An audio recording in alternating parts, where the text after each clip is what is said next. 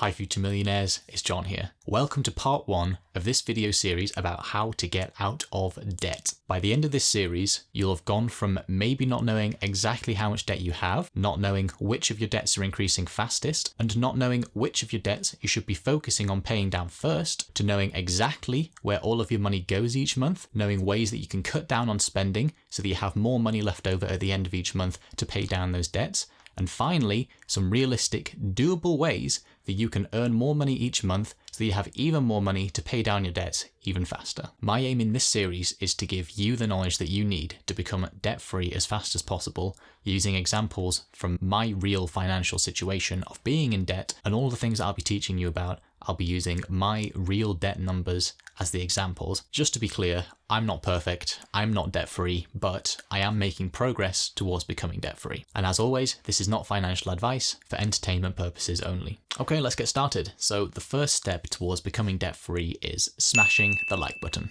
Actually though, the first step towards becoming debt-free is to list out all of your debts so that you can fully understand your debt situation. Only once we're honest with ourselves about exactly how much debt we owe can we start to correct the situation properly. We're going to write out this list of debts using my real debts as an example, but it might be more helpful for you if you write out your own list at the same time. So for each of your debts on this list, you want to be writing out how much you still owe. On the list include your credit card balances, any personal loans, any loans from friends and family, car loans, payday loans, overdue bills. For me, I have £15,494 left to pay towards a personal loan. I have a £1,704 balance left on a credit card and £22,733 left to pay towards a loan that I took out from my parents. On this list, don't include any student loans that you have if you repay them as a percentage of your income before you actually get that income. So if you get your income and your student loan repayment has already been taken off,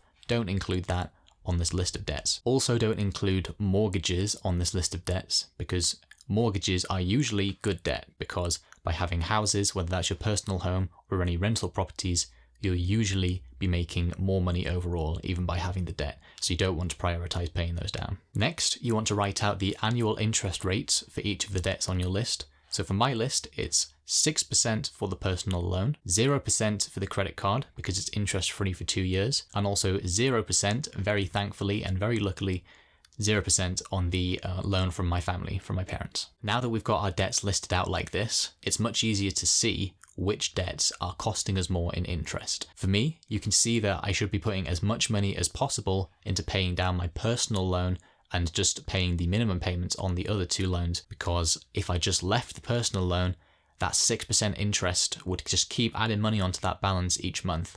But the other 2 happen to be 0%, so those balances aren't going to change if I leave them and just pay the minimum payments. And that's exactly what I'm doing. All the money that I have to put towards debt, I'm first paying the minimum payments on all the debts, and then I'm putting the rest of the money into the personal loan. The next step is knowing your monthly minimum repayments for each of your debts. So we're going to go through this list and we're going to write out what the monthly minimum repayment amount is for each of them. Going back to my list for the example, for my personal loan, the minimum monthly repayment is 1 smashed like button per month, plus £387 per month. I know that £387 is the minimum monthly repayment because that is the amount that's taken out of my bank account each month by direct debit. For the credit card, even though the credit card is 0% interest, they still want a chunk of money back each month just as a repayment. The minimum monthly repayment on that credit card is 2.5% of whatever the remaining balance is. So 2.5% of £1,704 is £43. And finally, my monthly minimum repayment towards my family debt is again, very thankfully, £0 because they'd rather me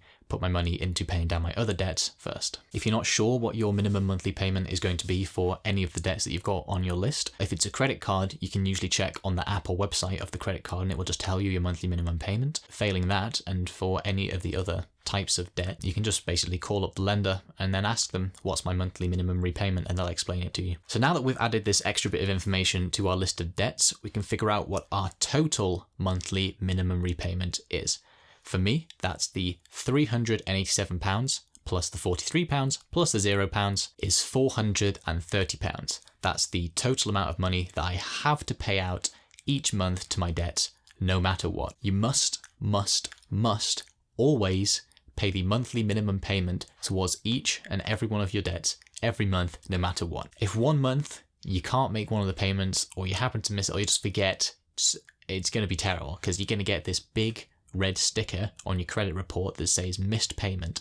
It's not really a sticker, it's all digital, but you'll get this big red flag on your credit report saying that you missed a payment, and that is going to stay on there for 7 years. That means that your credit score is going to drop, and it's going to stay down for 7 years. It might go up a little bit over the years, but it's going to be pretty bad for 7 years. And that's going to mean you're going to struggle to either rent a place to live, or even to get a mortgage to buy a place to live, because either the landlord or the lender of the mortgage is going to see you as a risk of not paying. Beyond housing, you're going to struggle to get any form of credit, including something simple like a mobile phone contract. So basically, do everything you can to make those monthly minimum payments no matter what, because it's just not worth it. I got so close to missing a payment one time because I got a new credit card and I forgot to set up the direct debit that pays it off in full each month. And I just assumed that that was going, because I already had other credit cards with that same provider, American Express. So I got another American Express card, just assumed that the direct debit would be set up automatically, but it wasn't.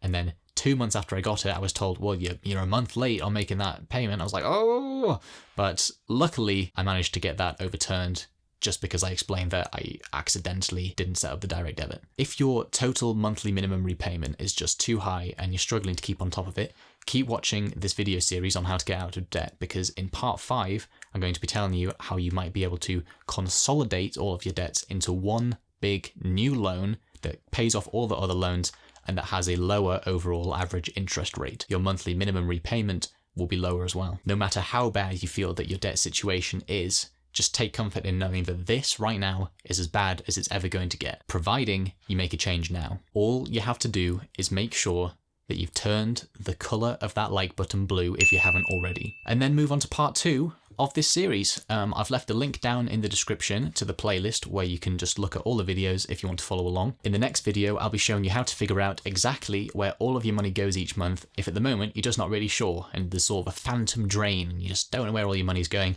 In the next video, we're going to be figuring out where it all goes. But first, like and subscribe, hit the notification bell, and get your free stocks down below in the description. It's pretty much free money. Just redeem the stocks, and they could be worth all the way up to a lot of money. Thanks for watching, and I'll see you in part 2 of this video series. This is Debt to Millionaire. Make it happen.